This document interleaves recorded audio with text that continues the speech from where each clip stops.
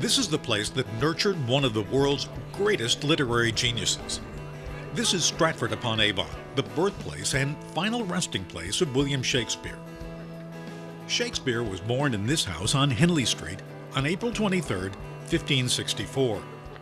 He was the third of 8 children, the first to survive infancy, born to glovemaker John Shakespeare and wife Mary Arden.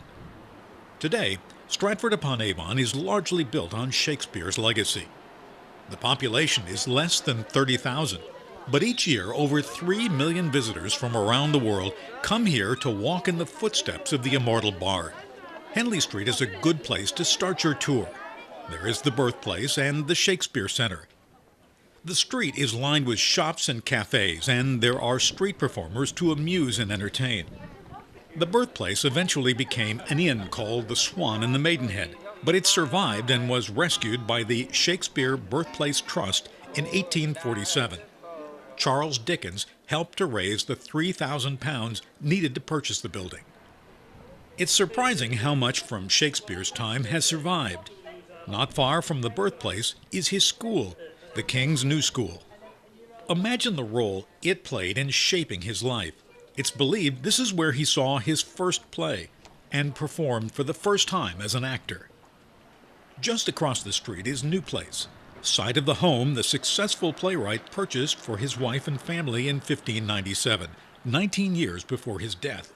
Many plays were thought to have been written here when he returned home from his work in London during the off-season.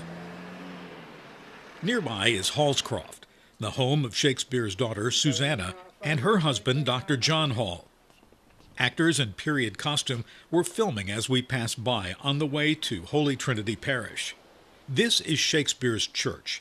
He was baptized here 3 days after his birth and was laid to rest here in the chancel after his death at age 52 on April 25, 1616. A marker over his grave reads, "Good friends, for Jesus' sake, forbear to dig the dust enclosed here. Blessed be the man who spares these stones, and cursed be he who moves my bones." Stratford meant to keep its favorite son from ever being moved. Anne and other family members are also buried with him. Leaving the church, you can walk along the Avon River and see all of the activities going on. You can rent a boat or take a hand-cranked ferry to the other side. As you walk along the river, you'll come to the Royal Shakespeare Theatre, which stages a number of his plays each year. A mile west of town is Anne Hathaway's cottage, where the 18-year-old William Shakespeare met the 26-year-old daughter of a family friend and became romantically involved. Stratford-upon-Avon is only about 80 miles northwest of London and just 22 miles south of Birmingham, which makes for a manageable day trip and a great time to get better acquainted with this great man of letters.